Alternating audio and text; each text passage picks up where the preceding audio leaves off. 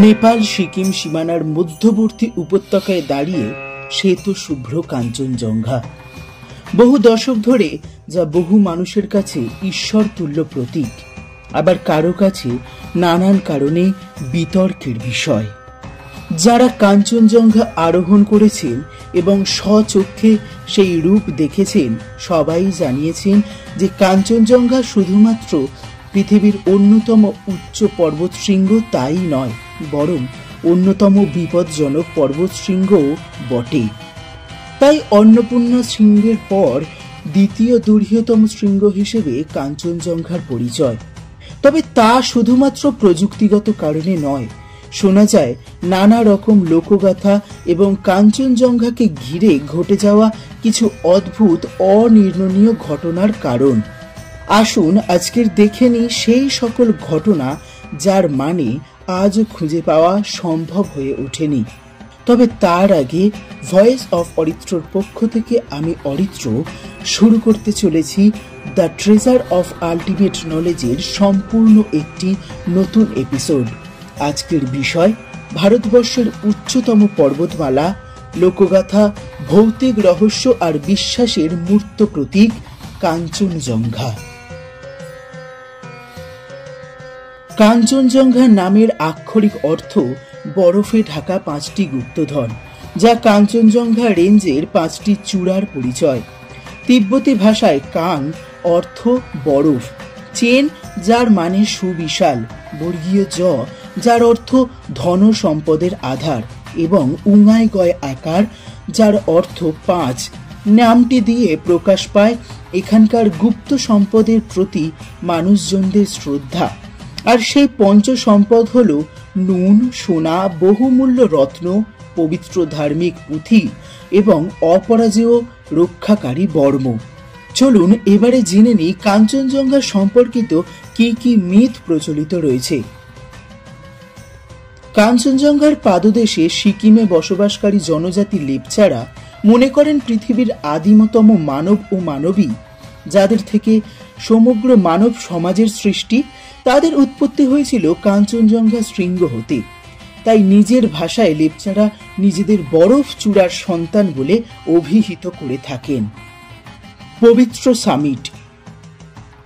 আজ পর্যন্ত কাঞ্চনজঙ্ঘার চূড়ায় কেউ পা রাখেনি। মনে করা হয় এই পর্বতমালার চূড়ায় নানা আত্মা এবং শক্তির বসবাস। তাদের সম্মানার্থে চগাল কে, যিনি প্রাক্তন সিকিম সাম্রাজ্যের রাজাধিপতি, তিনি কথা দেন যে ভবিষ্যতেও কেউ এই চূড়ায় আরোহণ করবেন না। তাই পর্বতারোহীদের দল সামিটের প্রান্তদেশে এসেই থেমে যান। আজ অবধি প্রায় 200 আরোহী চূড়ার কাছাকাছি পৌঁছতে পেরেছেন। তবে তাদের 1/4 এই আরোহণ করাকালীন মৃত্যুবরণ করেছেন। কাঞ্চনজঙ্ঘার রাক্ষস। কথিত আছে কাঞ্চনজঙ্ঘা আসলে পার্বত্য ঈশ্বর জঙ্গার বাসস্থান। 1925 সালে এক ব্রিটিশ জিওলজিক্যাল অভিযানে এক দ্বিপদ প্রাণীর দেখা পায় এখানে। তারা যখন স্থানীয়দের থেকে এ ব্যাপারে জানতে চান, তখন তাদেরকে বলা হয় প্রাণীটি হচ্ছে কাঞ্চনজঙ্ঘার রাক্ষস। কাঞ্চনজঙ্ঘার ভুতুড়ে গল্প। নানা প্রাকৃতিক কারণে, যেমন প্রচন্ড দুর্গম আবহাওয়া, অক্সিজেনের স্বল্পতায় আরোহীদের দৃষ্টি বিভ্রম হওয়া অস্বাভাবিক নয়। কিন্তু তা সত্ত্বেও এই সওয়ারীদের অনেকেই নিশ্চিত রূপে বিশ্বাস করেন যে তারা আত্মা বা রাক্ষস বা ভৌতিক কোনো কিছু দেখেছেন, শুনেছেন এবং অনুভবও করেছেন। এমনই এক ঘটনায় শোনা যায় এক পর্বতারোহী হিমবাহের বিভিন্ন খাতের মধ্যে থেকে বাঘ বিতণ্ডার আওয়াজ শুনেছিলেন।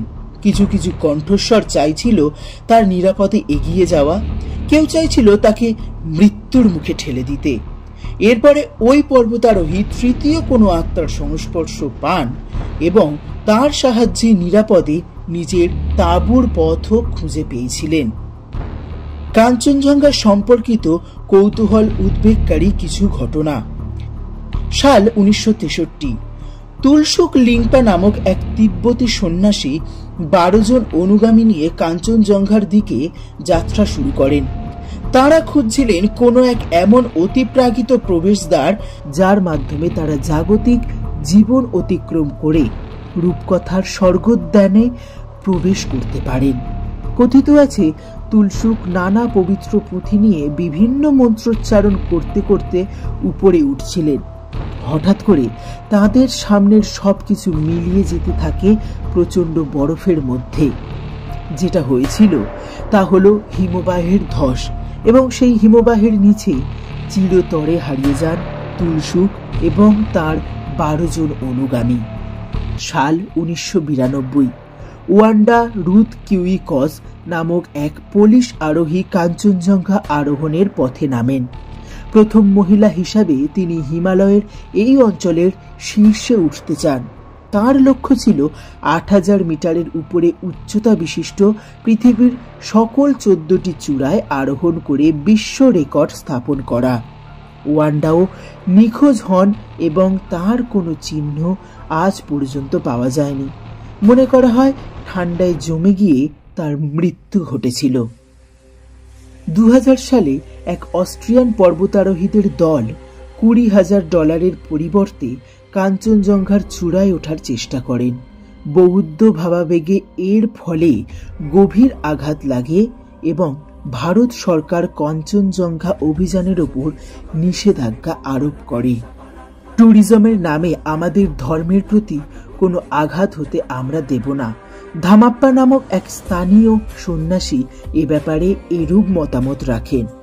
সিকিমের প্রাক্তন মুখ্যমন্ত্রী বিবি গুরাং এ ব্যাপারে অভিমত দেন, পাহাড়ি মানুষজন যারা পর্বতমালাকে ঈশ্বর রূপে পূজা করেন তাদের ধর্মীয় ভাবাবেগের প্রতি সম্মান জানানোর জন্যই এই রূপ পদক্ষেপ। এখনো অবধি সিকিমের এই উত্তর পূর্ব পাহাড় পথে মাত্র 3টি সফল অভিযান করা সম্ভব হয়েছে। যদিও বর্তমানে কাঞ্চনজঙ্ঘা অঞ্চলের পাদদেশে অনেকগুলি নতুন ট্রেক রুট জনসাধারণের জন্য খুলে দেওয়া হয়েছে, যেমন Goechala trek, green lake basin trek ইত্যাদি, যার মাধ্যমে আপনি কাঞ্চনজঙ্ঘার প্রকৃত সৌন্দর্যের আরেকটু কাছাকাছি আসতে পারবেন। তাহলে আপনারা কি কাঞ্চনজঙ্ঘার এই বিপজ্জনক কিন্তু রোমাঞ্চকর ট্রেকগুলো করার ইচ্ছা পোষণ করেন? করলেও করতে পারেন, আর দেখা পেতে পারেন হয়তো কোনো ইয়েতিকে হ্যালো বলার সুযোগ।